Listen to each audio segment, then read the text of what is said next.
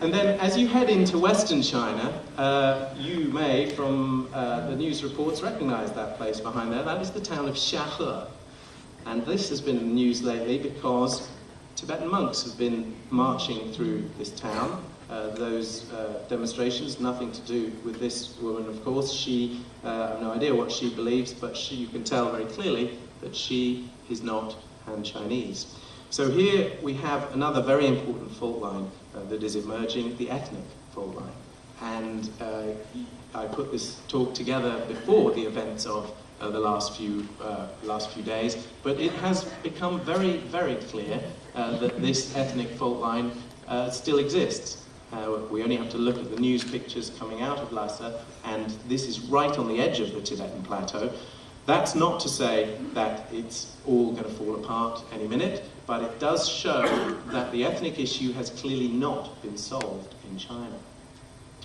I just put that in because I like the idea of monks shooting hoops. Here's another fault line.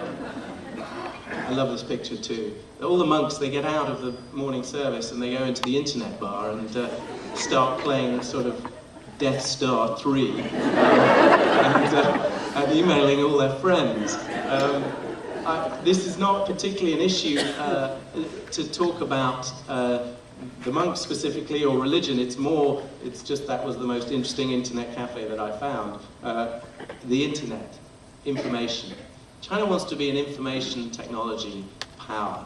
It wants to be a global power in every sense, but IT, technology, hardware, even software. They want to be up there with the world.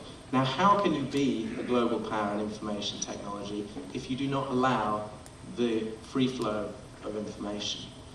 This is one of the big questions. They've allowed the internet in. They've been very successful in channeling it to some extent. But as China stands at the crossroads, we need to ask ourselves some of these questions. Surely the contradiction of that is going to become a bit more apparent.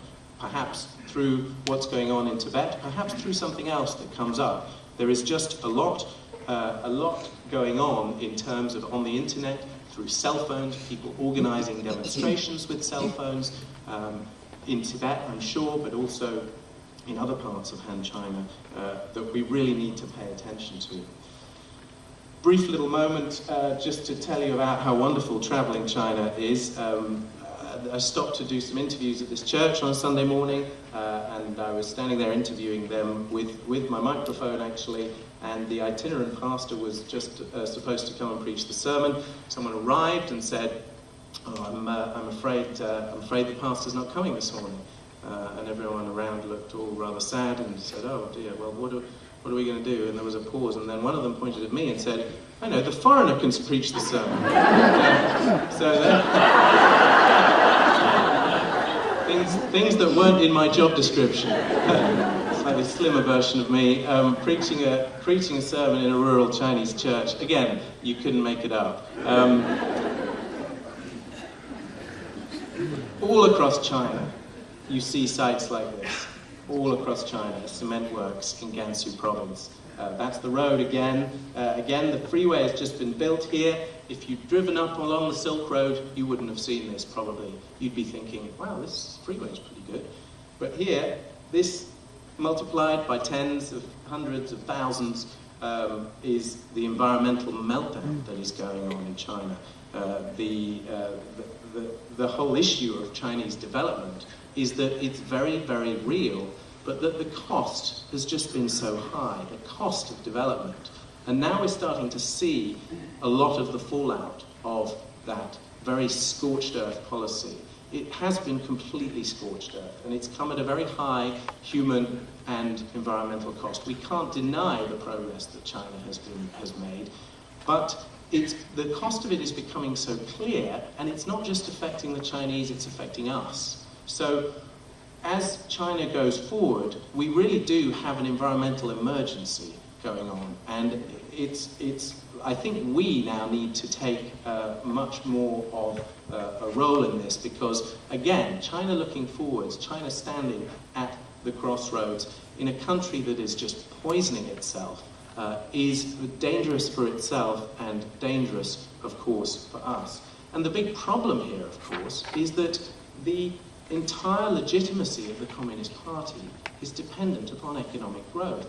So if you're the official who runs this factory, and you're told by one of the extremely good central government officials who really know that that factory needs to be closed down, but if you're a local party secretary and you close down that factory, you're going to put 300 people out of work. They're going to come knocking at your door for a start, never mind the taxes that that factory gives to your region.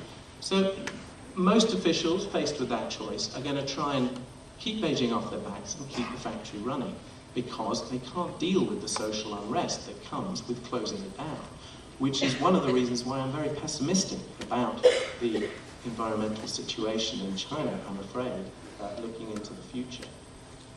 Here's Route 312, crossing the old Yellow River, a rather symbolic picture that, the mother river of China as it heads up into the northwest.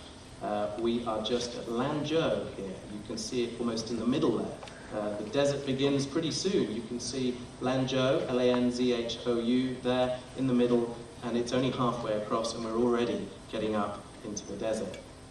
This part of China is wonderful. Great tourist site. Unfortunately, Western archaeologists stole all the goodies from inside these caves and just about every other cave in the region. The Lake of Heaven, wonderful. It's like a great little chunk of Montana plunked down in the middle of the Gobi Desert.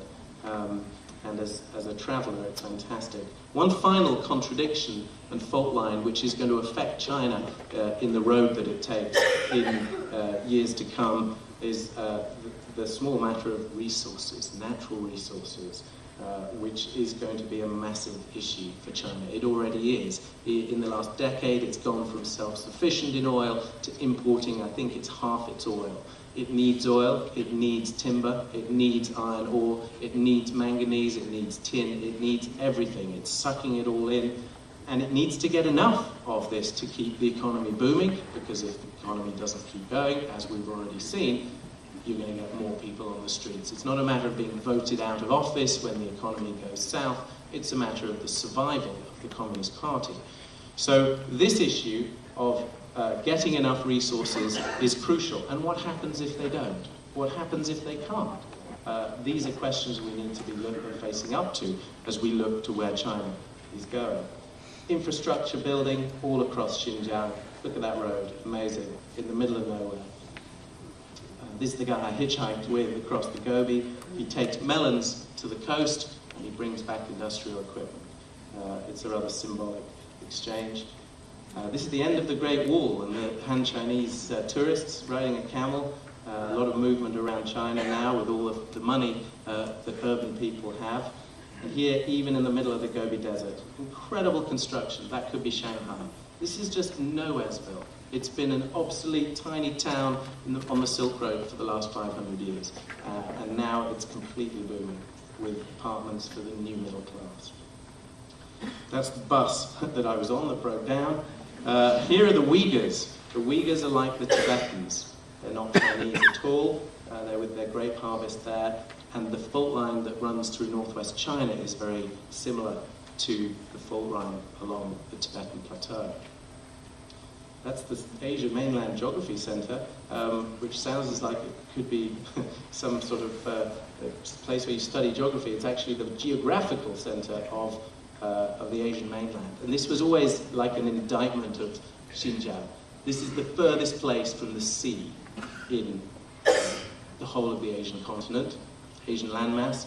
And this was used to say how completely useless this place was. Well now, Urumqi, the nearest town, is honestly like Los Angeles. I've never seen anything like it. I went there in the 80s, it was a dusty old nowhere town, and now it's become this booming city as the renaissance of the Silk Road in China takes place.